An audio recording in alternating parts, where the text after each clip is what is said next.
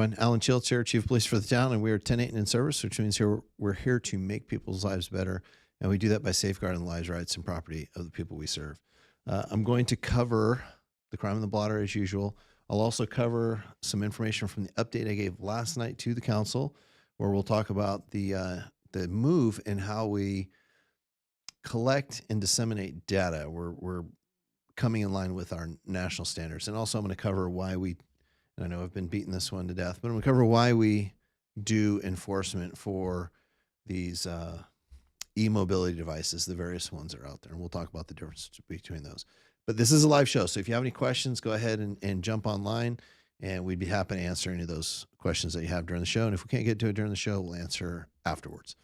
All right, as always, please download the Wildfire Preparedness Evacuation Guide and the FEMA All Hazard Checklist. If you have those two, you'll be prepared for a lot of the crazy events that could happen. Power outages, wildfires, believe it or not, there's pandemic information in there, and this was prepared before this last one we had. So there are a lot of information there that you may not think you need today, but you might need it tomorrow. So we request that you download that. Also sign up for the community warning system from the Contra Costa County Office of the Sheriff. This is how we alert you in case of an emergency. And then the PG&E checklist. There's some good checklists in there on how to prepare your home, but it's also a good source of information. Should the power go out, when is it going to come back, and what's the cause of it, and whatnot. So they're getting a lot better with their communication. All right, we're going to cover crime. CommunityCrimeApp.com. This is where you get all your information. And you can also get sexual offender registry information there as well. Accidents, not a horrible week. I mean, two ones that we took reports for, one injury and one property. There was a 3-car collision on Railroad Avenue and Church Street with minor injuries. And if you notice on the second one, I put some question marks there. This is a hit and run that was reported, but I don't actually have the location for you because the report hasn't been finalized and turned in. The location was listed as the police department, which is not uncommon until we get the actual report. Sometimes what will happen is on these hit and run collisions where there's no witnesses, there's no leads for the officer to follow up on. What we'll do is we'll provide the person making the report a form to fill out, and they'll fill that form out with the details. You know, I was parked in the Clock Tower parking lot from this time. I came out at a later time, and I noticed that there was damage to my car consistent with a collision. And then they'll give us that form. We'll review it. If there is information, if we can locate cameras and such, then we'll do that. But otherwise, we'll make sure that we file that report. As of right now, I don't have the copy of the report, so I can't give you the location on that.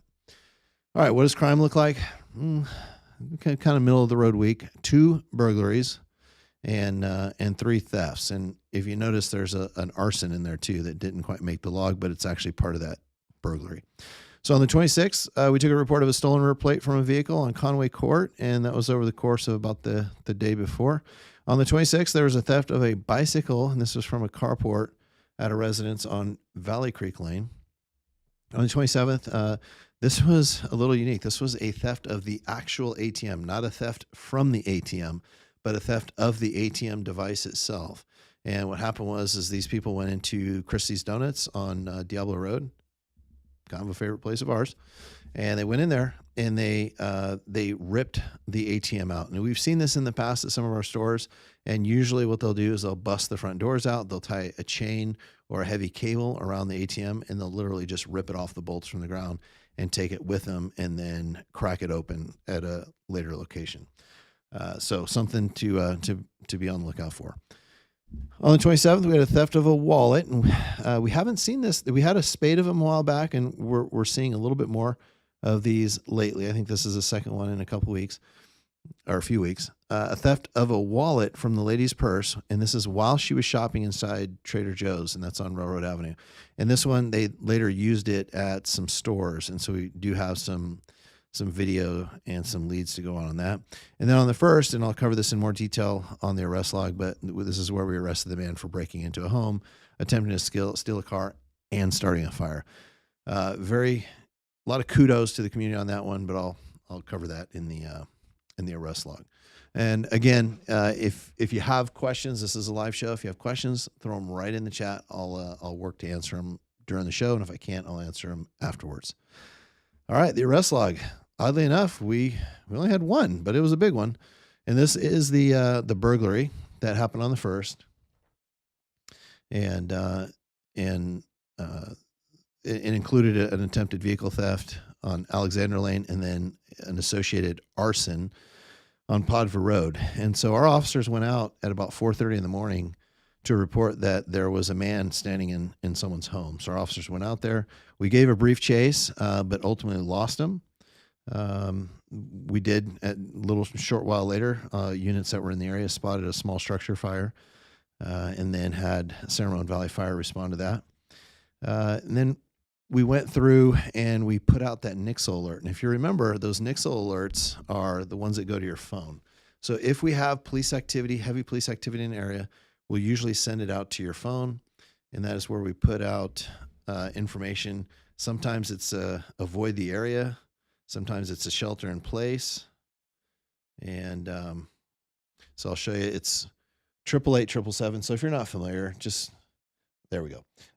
Send a text message to that number, 888-777. Send 94526. That's the Danville area or zip code, and that'll sign you up automatically for these alerts. So we sent out one of these Nixle alerts, and we actually, if you look at the top here, this is one of them where someone sent us the suspect we were looking for.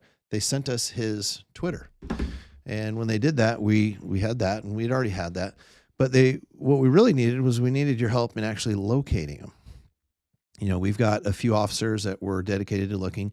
Our helicopter was up in the air for about 4 hours total, going back and forth with fuel. And I think during some of that time, they actually rescued someone off Las Trampas Ridge up towards Alamo. But we had a lot of resources out there looking.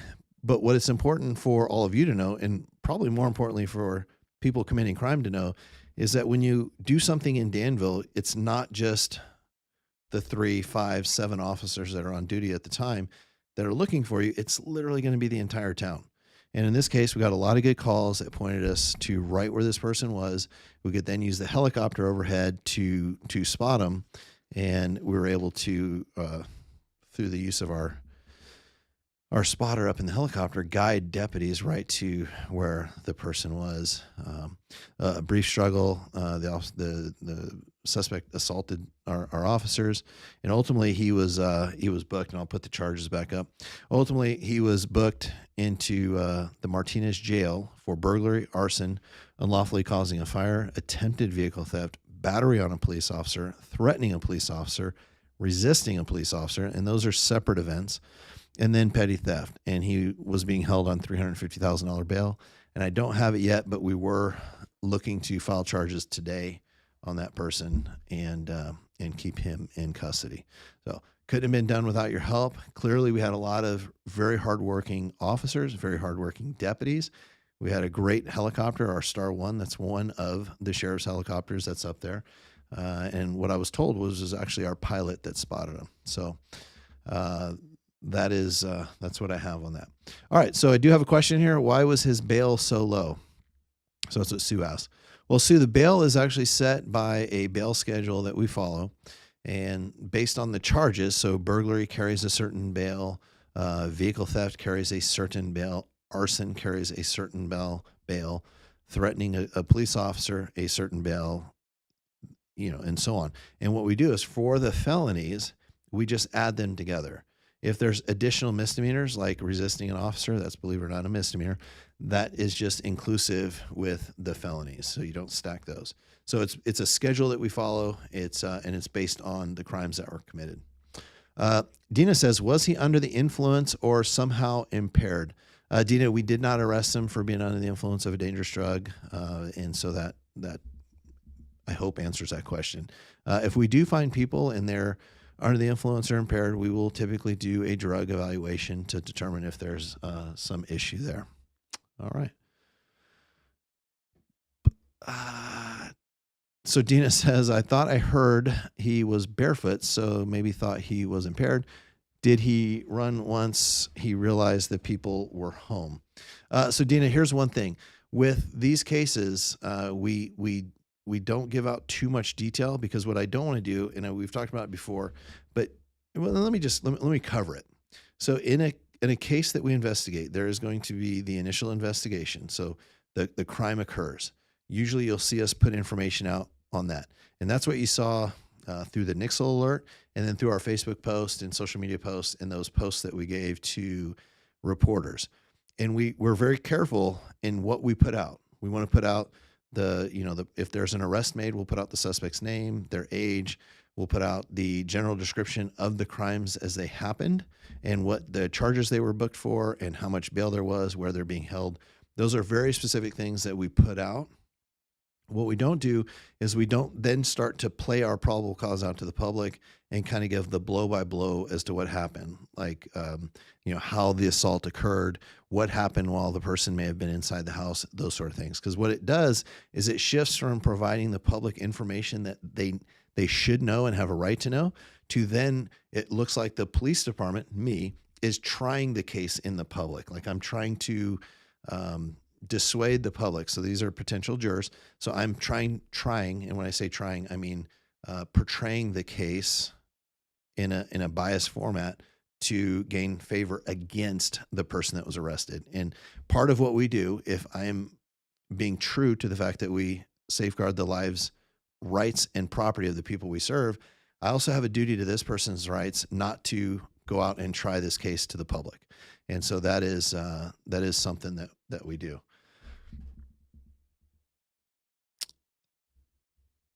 All right. And so I'm going to apologize for not answering some of those questions. If in fact, when you asked me the question about being impaired, that's why I kind of pivoted to the fact that he wasn't arrested for that, because we don't try out every single thing. Here in the public sphere, the place for that really is the courtroom. So I know it's interesting to know, and I'd love to, cure that interest, but in the effort to try to safeguard this person's rights to a fair trial, we make sure that we don't do that here in the public. But the big thing is, and if you're going to take anything away from this, is we sought engagement from all of you. There's about 20,000 people that when we send a text message out, they get it. When they heard that and they said we told all of you that we're looking for somebody, we got a lot of good tips. Very, very specific. In fact, one lady, now imagine if you're at Hearts and Railroad, it's pretty easy to say, I see someone, they're here at Hearts and Railroad. What if you're on the ridge? How do you tell someone where you're at on the ridge? So this person did a phenomenal job and actually told us and gave us the latitude and longitude so that we could pinpoint where they were, which helped us to put resources in place to actually find them. So kudos to all of you. Clearly, kudos to our police officers that are working patrol and upstairs in investigations, because they did a great job in locating. And of course, our helicopter and Star One just did an awesome job. So, all right. I don't see any more questions on that, so I'm going to jump back to the slides here. I'm going to cover this. This is our quarterly report. So we do one annual report, and then I do on the other quarters, I do 3 other reports. So I do a March, usually July, September, and then I kind of skip a month and go to January for the winter quarterly. But this is the report. You can find it. There's a link in the description to this and all of the other ones. You can find it online. And it's a small update, but there's some good content in here. And here's where I'm going to say that when it comes to the collection and dissemination of data, and this is how we report it to the Department of Justice. This is how we compare Danville against Danville over the years. And this is how we compare Danville against any other community, is we all have specific categories that we report to. We report to the DOJ. The requirement was that we were to be fully reporting by 2021. We didn't make the cutoff until July of 2022. So for 23 moving forward, we will have complete years and complete data. But I want to show you what the change is, because it's going to look different on the show too when we convert over. So here's the quarterly.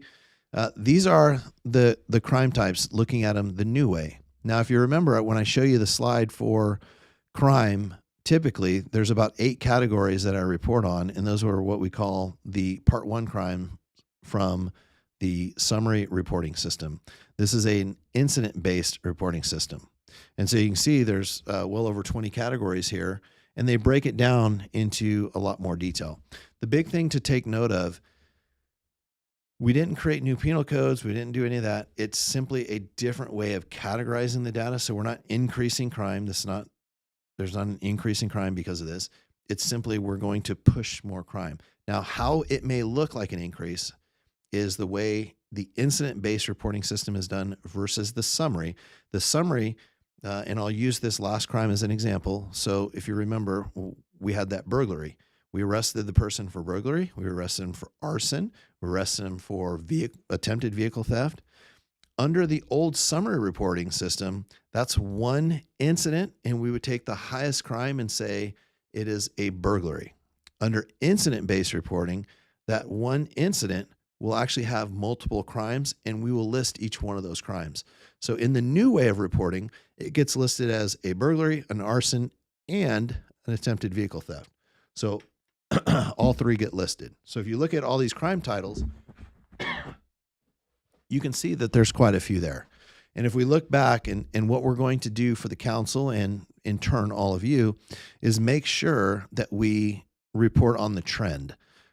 Being that we're doing a new way of reporting, what I don't want to do is miss the trend of, are we going up or down? Are we seeing an increase or decrease? So we will dual report to the council and all of you crime in the incident-based format, but we'll also redo it in the summary format, the old way. And so what I reported last night to the council was January through June of 2023. There was some crime here. And in some categories, you can see we went up a little bit, but overall we were down almost, I think, about 20 crimes, part one crimes. We were at 174 last year and we're at 154 this year. So for the first 6 months of 2024, we saw fewer total crimes, and that's mostly driven by the thefts. If you look, burglaries are the same. Assaults were pretty flat. We had 2 more robberies, 4 more rapes. And one of the issues with rapes is under the NIBRS system, those include stranger rapes. They include child molest and things like that were in other categories under the summary reporting system. So a little bit of a discrepancy in the data there. One of the other things that our council wanted us to report on was DUI statistics and what it looked like over time, as well as definitions. So let's take a look at what the definitions are. On the definition side, really break it into 3 categories. It's the sections that apply to minors, and then there's the section that applies to everyone without an injury taking place. And then the third is when an injury does take place. So the minor, there's 2 sections. The first one is a zero tolerance section. That's CVC 23136. This simply states that if a minor has any alcohol in their system, they are in violation of that section. It's administrative only, meaning it's not an infraction. It's not a misdemeanor. It's not a felony. It's administrative only, and they will have their license suspended. Now, if they're under 21 and they have 0.05 or greater, that is an infraction section, and they can be fined as well as have administrative punishments for that. Now, everyone falls under the regular DUI, 0.08 or more. That's a misdemeanor. So that means that you can go to jail, you can pay a fine, and that applies whether it's alcohol, whether it's drugs. It just needs to be whether or not there is a level of impairment while the person was driving. Now, the third category is DUI with injury. This is impairment while driving, but the result is that there is an injury, but it's to someone other than the driver. So if someone is driving drunk, they hit a tree, they injure themselves, not going to be the DUI with injury because it's not an injury to someone else. Now, if they have a passenger in the car and that passenger gets injured, or they hit another car causing an injury, that then becomes DUI with injury. Now that, we talked about the zero tolerance, that's the lowest, that's administrative. Then you have the minor DUI, that's an infraction, that's like a speeding ticket. Then you have the regular DUI, that's a misdemeanor. The DUI with injuries, that's a felony. That means you can go to prison and you can pay fines for that, as well as have administrative punishments there. One of the questions the council asked was, what does our DUI, how many arrests are we making each year? What does it look like? Well, aside from the global health crisis, those few years, it's been relatively flat. You can see we had the high of 85 in 2015, and we're on track this year to hit about 81 based on, I think, the 54 we've had through August. So not too bad. That's what I have for the DUIs. I'm going to move on to a quick segment on the motorcycles, only because on my way to work today, I got a really good video in the car of really some bad driving behavior. And I was able to get it in such a way that it doesn't, you can't see the kid's face. It's not humiliating or anything like that. And I want to make sure that I play that. But let's do this. Let me cue up that video real quick. Now, let me set this up. So this is on Camino Ramon, and you're facing, if you're in the car that's taking the video, you're on Camino Ramon and you're facing north, which means you're facing the park and ride. So if you were to go straight, you would drive straight through the intersection to the park and ride. To the left, I guess left here, is downtown, and then to the right would be traveling out towards Blackhawk. What I want you to look at is on the right-hand side, there's a crosswalk that goes north and south. And what you'll see is you're going to see a car coming from the park and ride, coming straight at us. What that tells us is they have a green light. Then you're going to see no cars move. And that is when the signal, the pedestrian signal, which is usually the ones that the people in the crosswalk use, and that could be the pedestrians, that could be the cyclists that are using the Iron Horse Trail right there. That's what they use. And what you'll see is in the top right-hand corner, you'll see the cyclists start to move in the crosswalk. And it's going to be hard to see. What you'll see though is you'll see two e-bikes, and these are the moped style e-bikes. You're going to see them go through the intersection, cut off one of the cyclists, and then run the red light going towards downtown. So I wanted to set that up because it is a little difficult to see. I'll play this video twice, but I want you to see and I'm playing the wrong video. How about we play the right video? Here we go. So you can see the car coming at us. That means that they have the green light. Their light will turn red. The pedestrian signal will go. You can see that the car that we're in still has a red light.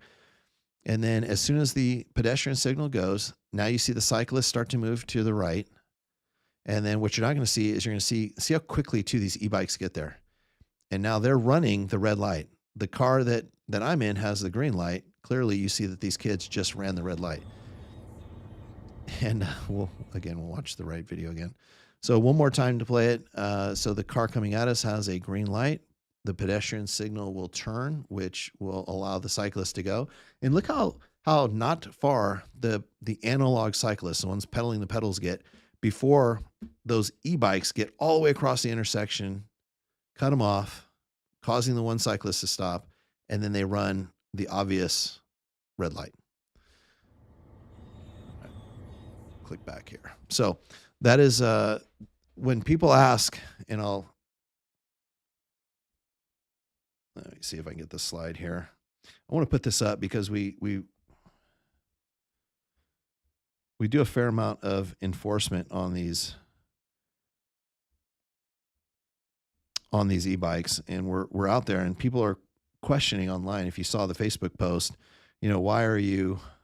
It doesn't look like I have the slide loaded, and they're asking, why are you doing this enforcement? Don't you have bigger things to do? And certainly, I think we saw this weekend. There are other things that we can do, right? We would actually rather be out there so visible that we prevent someone from going into somebody's house, that we prevent someone from trying to steal a car, that we prevent someone from taking someone's wallet out of their purse while they're shopping at Trader Joe's. We'd love to do that. But if I have your kids that are traveling through town and they're running red lights on these mopeds, we can't allow that to happen. We know that if a car hits that person at 25, 35, 40 miles an hour, the risk of a fatal collision is significant. It's not minor, it's significant. And so we will be out there to enforce. I know I talked about it last week, but we're seeing not just e-bikes, and I think that's confusion, is we're seeing motorcycles and mopeds out there. And after a year of educating, of handing out flyers, of communicating through the district, of putting out information here through the district website, we will be citing people that are driving illegally, so unlicensed drivers, and we will be towing vehicles. It's not what we want to do, but we certainly don't want one of these kids to be hit by a car. And so if you have anyone that please, especially these parents, please tell the parents, really control what their kids are doing, because these e-bikes, which they're not e-bikes, they're motorcycles and mopeds, they go wildly too fast for the street. And the kids that you saw in the video, if I would have let that video continue to play to where you could see their faces, they were just wearing regular bicycle helmets. Bicycle helmets aren't meant for the speed of collisions that occur when you're riding a moped or a motorcycle. They're just not rated for that, which is why the law requires that they wear a DOT approved helmet. So please get that message out. If you can, like this, like the post, make sure that you subscribe. And if you can, just forward it to someone that you know. Celeste says, "Hey Chief, I saw a child and electric scooter lying on the sidewalk by Diablo Vista Middle School this morning about 8:30. Hope the child's okay." I haven't heard that, Celeste, so I'll check on that one. And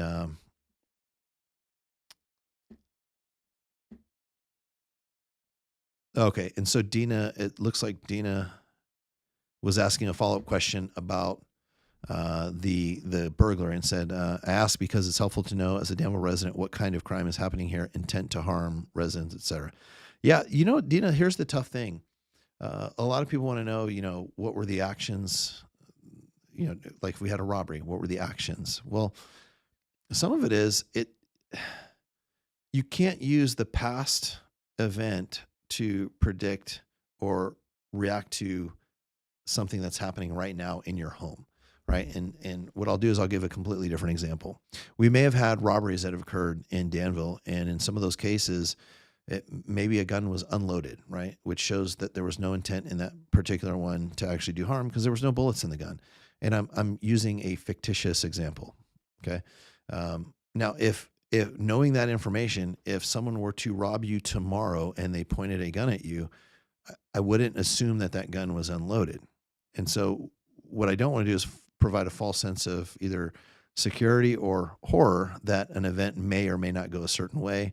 The bottom line is, and this is why we teach the run, hide, fight for critical incident management, is it's a simple process that if there is a threat or a problem, we want you to take some sort of an action, right?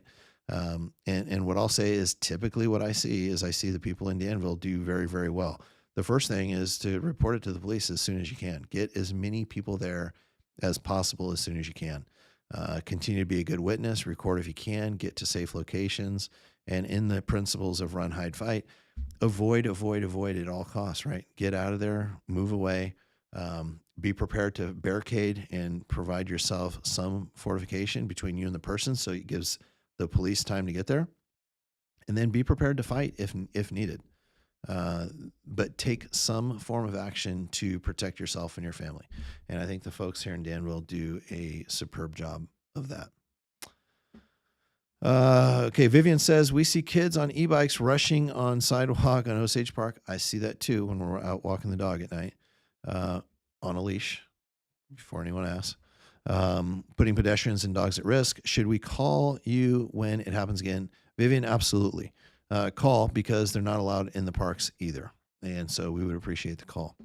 And then Dina says, fair enough. Thanks for the explanation. All right. That looks like it's it. I don't see anything else on YouTube.